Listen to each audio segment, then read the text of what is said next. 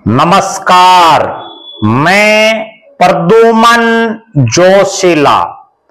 अगर हरियाणा के मुख्यमंत्री नायब सैनी ने अपनी ही पार्टी के एक विधायक की बात मान ली तो बीजेपी के वर्करों की हो जाएगी मौज।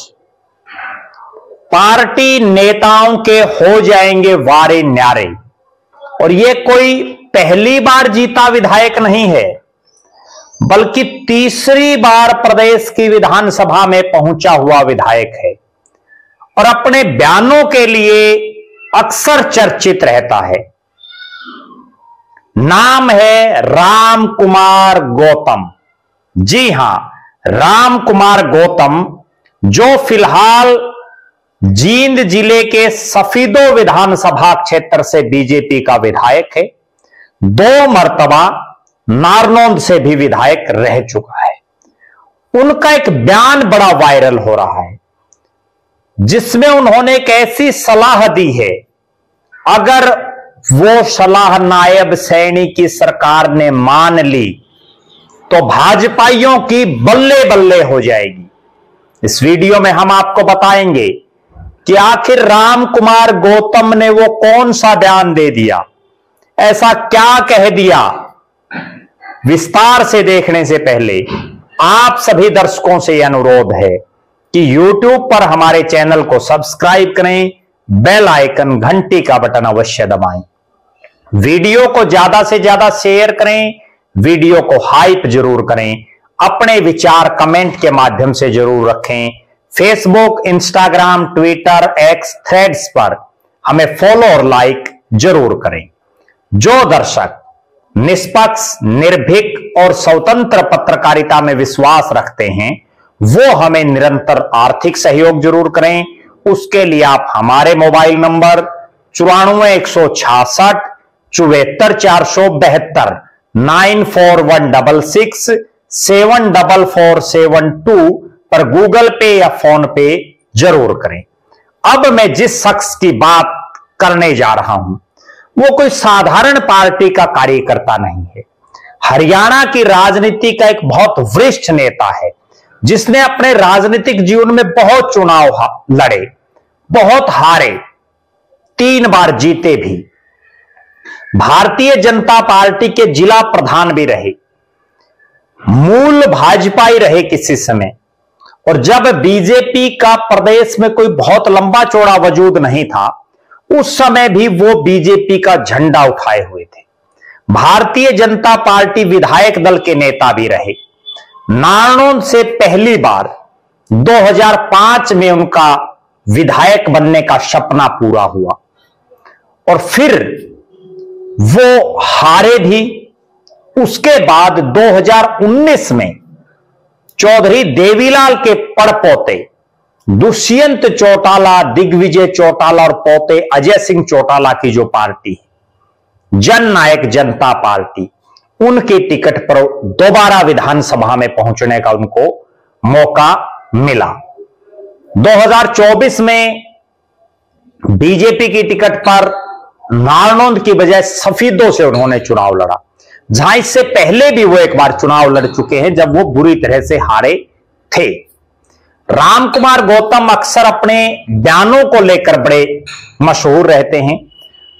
जेजेपी में होते हुए, जेजेपी का विधायक होते हुए, जिस ढंग से वो दुष्यंत चौटाला के प्रति मुखर रहे, वो भी पूरे हरियाणा प्रदेश में चर्चित है। अभी उन्होंने एक बयान दिया जो खूब वायरल हो रहा है, जिसमें राम कुमार गौतम ने कहा कि HKRN, जो HKRN है, HKRN की नौकरियां बीजेपी के नेताओं के, कार्यकर्ताओं के बच्चों को मिलनी चाहिए, जिससे बीजेपी की रीढ़ मजबूत होगी। उन्होंने स्पष्ट तौर पर कहा कि जो कार्यकर्ता हैं वो बीजेपी की रीढ़ है, जिसकी वजह से पार्टी राज में आ रही है। और उन कार्यकर्ताओं के बच्चे यूं ही घूम रहे हैं, मेरिट में उनका नाम नहीं आ पा रहा और नौकरियां देने की पावर विधायकों के पास नहीं है। तो उन्होंने स्पष्ट तौर पर कहा कि जो HKRN है, इसकी जो नौकरियां हैं वो विधायकों को दी जाएं, विधायकों के हिसाब से लगाई जाएं, बीजेपी के कार्यकर्ताओं को एडजस्ट उसमें किया जाए ताकि पार्टी की रीढ़ की हड्डी मजबूत हो सके। पहले मैं आप दर्शकों को बता देता हूं कि ये HKRN है क्या। पहले आपने DC रेट की नौकरियां सुनी होंगी, जिनको कच्ची नौकरी भी बोलते थे। अब एक नया शब्द है HKRN, जिसका मीन्स है हरियाणा कौशल रोजगार निगम। हरियाणा कौशल रोजगार निगम हरियाणा सरकार द्वारा सरकारी विभागों और संस्थानों के लिए अनुबंध के आधार पर कर्मचारियों को भर्ती करने वाली एक संस्था है। इसका जो उद्देश्य है वो बिल्कुल स्पष्ट है।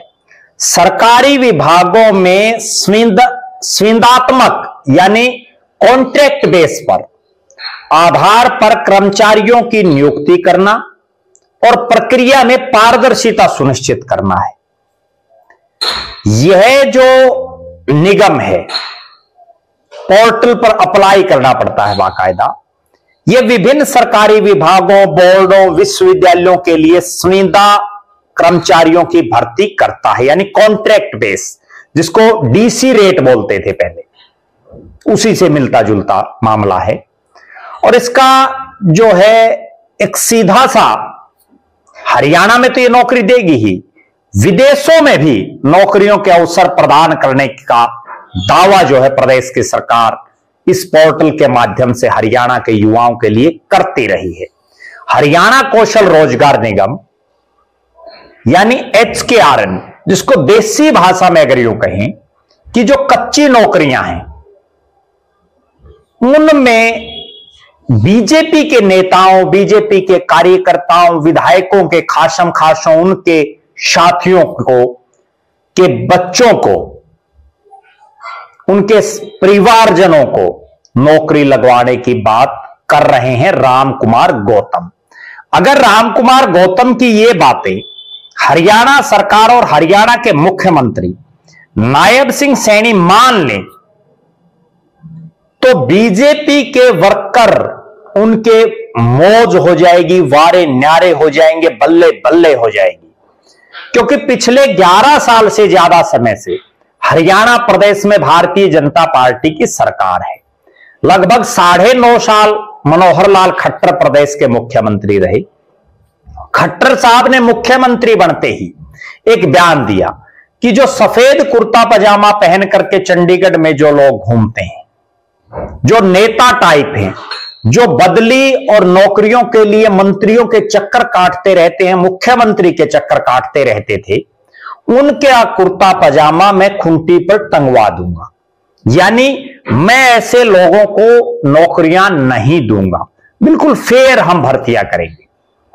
नायब सिंह सैनी भी उन्हीं के नक्शे कदम पर चल रहे हैं।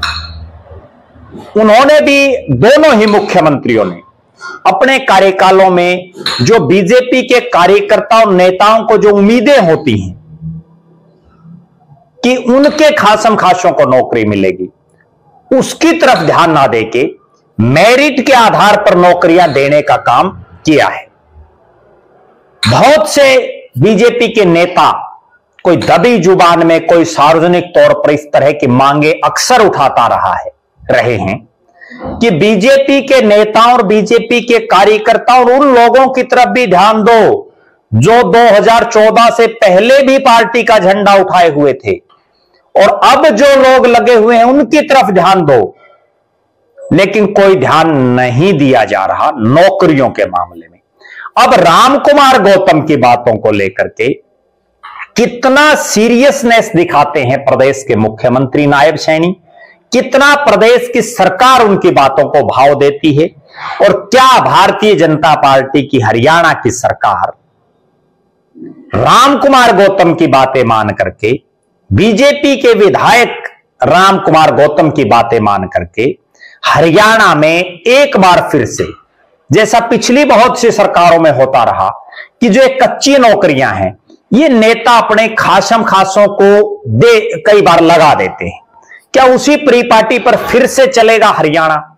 यह बहुत बड़ा सवाल है। आप दर्शक अपनी बेबाक राय जरूर रखें। राम कुमार गौतम के द्वारा जो ये बात कही गई है उसको लेकर के आप क्या मानते हैं? क्या उनकी बात जायज है या वो गलत दिशा में जा रहे हैं? दूसरा, प्रदेश के मुख्यमंत्री नायब सिंह सैनी को विशेषकर HKRN की जो ये नौकरियां हैं इनको लेकर के क्या मेरिट की बजाय जो पार्टी के कार्यकर्ता हैं या जो जरूरतमंद लोग हैं उनको एडजस्ट करना चाहिए? आप क्या मानते हैं? मैं आप दर्शकों को एक बात और याद दिलाता हूं। राम कुमार गौतम से ज्यादा सीनियर राजनीतिज्ञ जो बीजेपी में ही रहे अब कांग्रेस में हैं, चौधरी बीरेंद्र सिंह डूमरखा, उन्होंने उस समय के हरियाणा के मुख्यमंत्री मनोहर लाल खट्टर के सामने भरे स्टेज पर एक जनसभा में सार्वजनिक तौर पर मंच पर कहा था कि जो ये डी ग्रुप की नौकरियां हैं, कोई चपरासी की नौकरी है, कोई और जो नौकरियां हैं, इनको जो है इसमें इंटरव्यू या पेपर की क्या जरूरत है? बिना पेपर के जो है कार्यकर्ताओं को एडजस्ट करो इनमें। लेकिन तब मनोहर लाल खट्टर ने भी उनकी बात पर कोई ध्यान नहीं दिया था। जिस तरह से मनोहर लाल खट्टर साहब ने चौधरी बीरेंद्र सिंह की बातों को अनसुना किया, क्या नायब सिंह सैनी भी राम कुमार गौतम की बातों को अनसुना करेंगे? यह एक वरिष्ठ विधायक होने के नाते उनकी बातों पर गौर फरमाएंगे? यह बहुत बड़ा सवाल है। आप अपनी बेबाक राय जरूर रखें। आप लगातार हमारे साथ बने रहें। हमारे फेसबुक पेज को लाइक और फॉलो करें। यूट्यूब पर चैनल को सब्सक्राइब करें। बेल आइकन घंटी का बटन अवश्य दबाएं। वीडियो को ज्यादा से ज्यादा शेयर करें। वीडियो को हाइप जरूर करें। अपने विचार कमेंट के माध्यम से जरूर रखें। जो दर्शक आर्थिक रूप से सक्षम हैं वो हमें निरंतर आर्थिक सहयोग जरूर करें। बहुत बहुत धन्यवाद। आपका अपना प्रद्युमन जोशीला।